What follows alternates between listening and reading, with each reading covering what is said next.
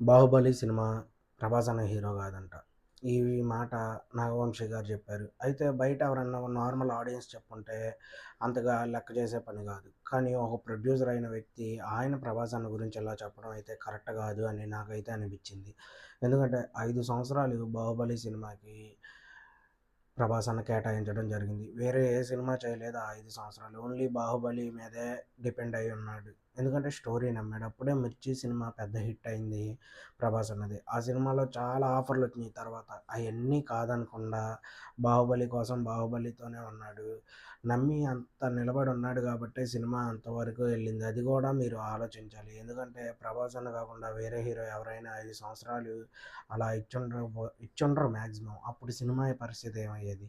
అయితే 5 సంవత్సరాలు ప్రశాంతంగా రాజమౌళి గారిని ఒత్తిడి చేయకుండా సినిమా గురించి అలా రాజమౌళి గారిని నమ్మి, సినిమాని నమ్మి ఉన్నారు గాబట్టే 'బాహుబలి' అనేది బయటకొచ్చింది. ఇదే అర్థం జేసుకోవాలి. ఇలా 'ప్రభాస్ అన్న' అనటం అయితే కరెక్ట్ గాదు అని నాకైతే అనిపిచ్చింది.